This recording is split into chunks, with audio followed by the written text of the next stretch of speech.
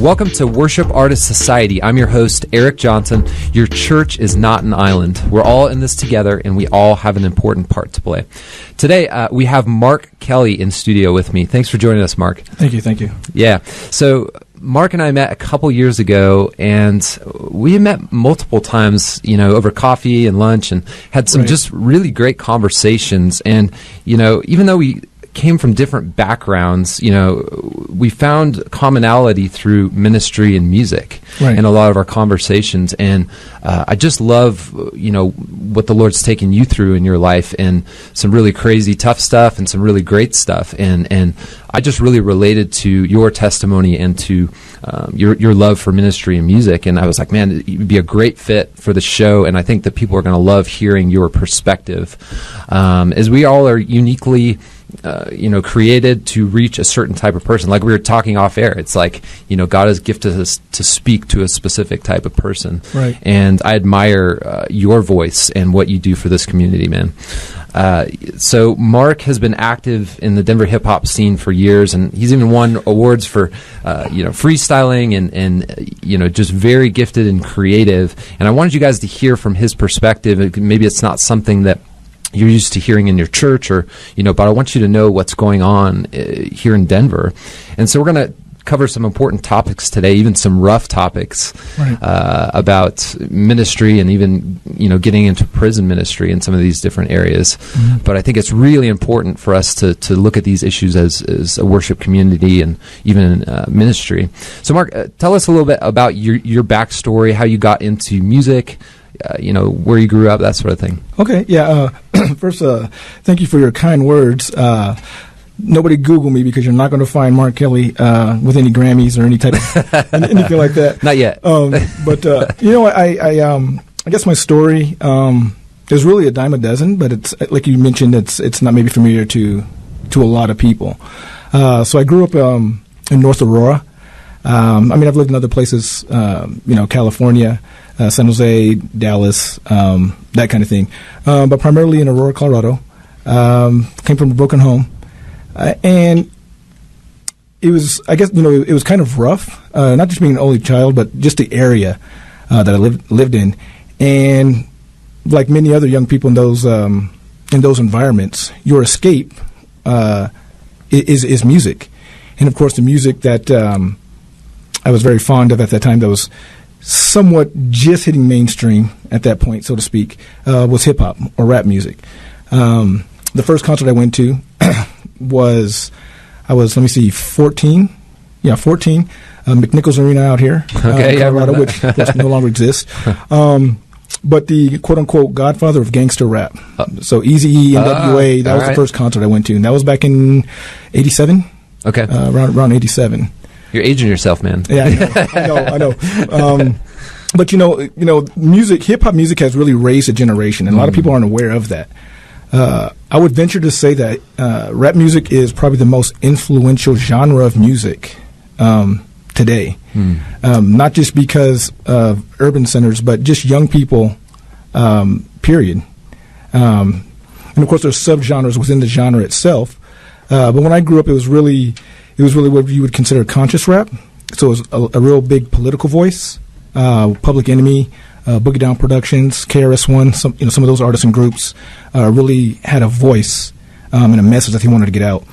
And then it became what it's called gangster rap, but at the time it was called reality raps, and that was Eazy-E, Ice Cube, NWA, and a whole slew of guys kind of from the West Coast. Now, what's reality rap? I haven't heard that. So reality rap is really it's synonymous with gangster rap. So really, these guys are really talking about their personal experiences in the environment in which they grew up in or are living, whether that's with just other individuals, could be gang affiliated if there's a rival gang, it could be even dance crews, could be issues with the police brutality, things of that nature. So it was originally called reality raps because it was their reality. It's really what was going on. Okay. Hip hop has actually been around a lot longer than people think. It started. It's considered to have started by a gentleman named DJ Kool Herc. Okay. 1973. Whoa. Bronx, New York. Wow. So New York is definitely disco days. Yeah. New York is definitely the birthplace of hip hop. And then the West Coast took it over, then the South, and then everything else is up for debate at that point. But Right. I bet there's several people around those times that are wanting to be the not Godfather, but the originator of rap or hip hop. So talk to us a little bit about the difference between rap and hip hop, and how are these different things breaking out? Like, why is it happening? Like, why are they breaking into individual categories? So I think, look, when I think every generation, new music of that particular generation, speaks of what's going on with the young people of that specific generation. Yeah, for sure. And I think that's why a lot of these things resonate with young people. Now, of course, hip hop today, it still has that, but it's also a lot of entertainment. And so now it's gotten caught up into the machine of what's trendy, what's shocking, and have that shock appeal. And so it's drawing a lot of young people and that kind of thing because of that. It's big entertainment, and it's a business. I mean, it wasn't taken seriously. When hip hop first really became really quote unquote mainstream, which I would venture to say was late '80s, as far as mainstream, where you might hear something on the radio. Like I think we talked off air about Will Smith. Yeah, Will Smith was like the first hip hop artist to get a major award. First hip hop artist to Big go, Willie style, right? Yeah. Parents Just Don't Understand, Nightmare on Elm Street was a track, that kind of thing. So I mean, hip hop's come a long way, but then once they started seeing that, and corporate America started seeing that you can make a lot of money at this, it started going in a different direction. Because now I think the young people that were involved with it in the early days, they were very passionate. It was just about expressing themselves. It was an outlet. It was a way to vent. But now, Run DMC ended up getting $1 million from Adidas because they had a song called My Adidas. Right. Yeah. So now you're throwing money around like that. And so now hip hop artists, it's almost like music is the platform to bigger, quote unquote, bigger and better things, business wise. Right. So you have a lot of hip hop artists now that have their own clothing lines, own shoe lines, alcohol brands, just regular energy drinks. I mean, headphones. I mean, there's just. Now, is that taking away, do you think, from the musicality and the creativity of the genre itself, like throwing these big advertisements into it and so much money? Do you think that's changing it in a negative way? I don't think so. Hip hop is a very unique genre, and when you hear hip hop artists, and if you ever YouTube any of the big names, some of their interviews and some of their perspective, they always refer to hip hop as as an aggressive sport. They actually refer to the genre as a sport. It's combative. Really? It's a lot of competition. It's aggressive. It's considered a contact sport. I don't think no other genre has the issues, so to speak, as hip hop. Yeah, because it's coming from a place that's very real, and it's coming from individuals that are from a whole different space. And so I don't think, to answer your question more directly, I don't think it'll ever change that aspect of it. Your artists are always going to come from areas that are disenfranchised. It's going to be marginalized people. It's going to be the voice of youth. So it's just created some subgenres. So there's a lot of bubblegum rap, and there's a lot of maybe dance type hip hop or whatever, but the essence of hip hop is always going to be in there. When you see a lot of the rap battling going on too, and I don't know who originally started making that popular, but I remember seeing Eminem and what was it, 8 Mile? Yeah, the 8 Mile movie. That was one of the first times I'd kind of seen that whole thing. I mean, where did that come from?